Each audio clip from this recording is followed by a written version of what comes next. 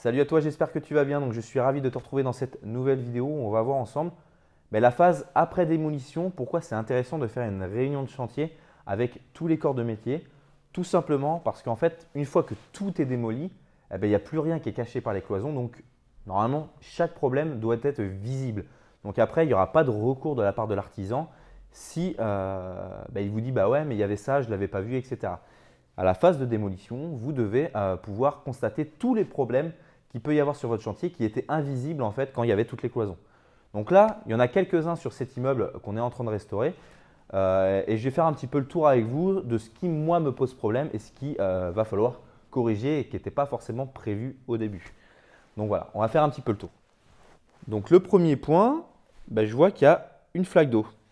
Qu'est-ce qui dit flaque d'eau? Dit infiltration d'eau. Donc du coup, je sais que juste au-dessus, je dois avoir un petit problème. Et là, je vois une petite tache d'humidité.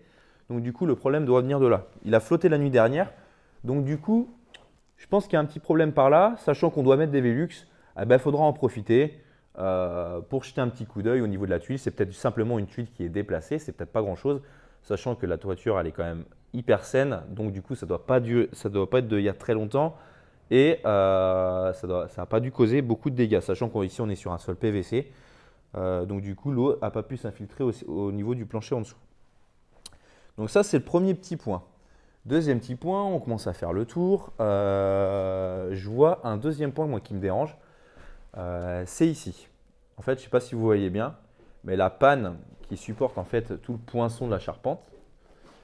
Donc ici, là, la panne, elle est complètement fissurée sur le dessous. Alors, est-ce que c'est réellement un problème? Pas plus que ça. Alors, ça peut alarmer beaucoup de personnes qui ne maîtrisent pas le sujet, mais il y a beaucoup de solutions à ça. Et ici, en fait, quand on regarde bien, on voit qu'on est dans un nœud et c'est ça qui pose problème. C'est que le nœud a complètement fissuré. Et ça se trouve, c'était même là dès l'origine.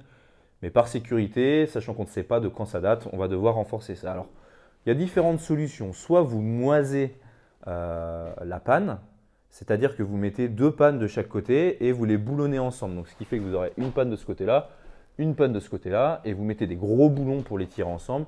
Ce qui fait qu'en fait, ces deux pannes que vous allez rajouter vont remplacer en fait les charges que reprend celle-ci. Donc, si toutefois celle-ci craque, il y aura toujours les autres. Ici, la solution qu'on a retenue, c'est pas ça, parce que les pannes sont assez basses de niveau, donc elles sont à 1m90, 1m95, pardon. Donc du coup, ça va être apparent, donc on ne peut pas forcément se permettre de moiser quelque chose d'une manière assez sommaire. Donc ce qu'on va faire, c'est qu'on va faire galvaniser et puis peindre en noir une plaque en métal qu'on va venir visser tout autour de ça. En fait, ça s'appelle de faire une couture sur une poutre. Et donc du coup, on va faire ça. Donc on va remplir de colle à bois, etc., toute la fissure. Et ensuite, on va venir appliquer une plaque qui va en fait venir se boulonner. Et en fait, les charges vont être réparties sur cette partie-là. Et ça va éviter de charger toute la partie qui est fragilisée ici. Alors, il faut savoir qu'à l'époque, il n'y avait pas de bureau d'études pour dimensionner les poutres d'une maison.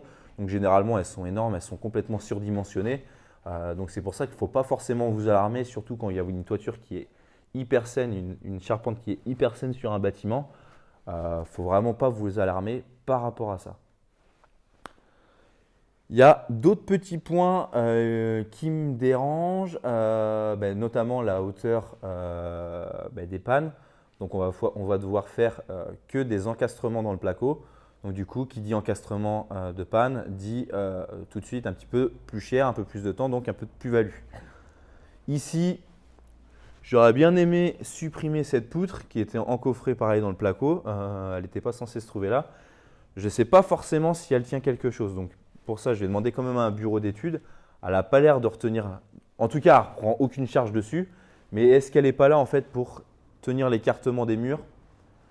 Ça, j'en suis pas sûr non plus. Et je ne sais pas de combien en fait elle est enfoncée dans le mur. Donc à voir. C'est quelque chose qui va être à définir par la suite. Sinon, tout me semble quand même assez clean sur cet étage-là, même si on a des petites fissures ici, mais ça, c'est dû à l'âge du bâtiment, ça bouge. Là, ici, c'est un petit peu éclaté en bas, mais on est sur de la vieille pierre, donc bon, rien d'alarmant. Petit point, une fois démoli, on avait des placards ici, et donc du coup, j'ai pas forcément le passage que j'avais prévu moi, au niveau de ma porte, donc je vais devoir changer de section de porte et je vais probablement devoir passer sur une porte sur mesure. Alors porte sur mesure, c'est un grand mot, hein. On va devoir adapter en fait une porte. Donc qui dit adaptation dit un peu plus de temps. Qui dit plus de temps dit plus-value. Bon, après à voir sur l'ensemble du chantier si on applique réellement une plus-value ou pas. Mais dans l'idée générale, tous ces petits points sont à prendre en compte. On va aller sur la partie basse. J'ai vu quelque chose qui me dérangeait en fait sur tous les niveaux, mais ça y était déjà dès l'origine.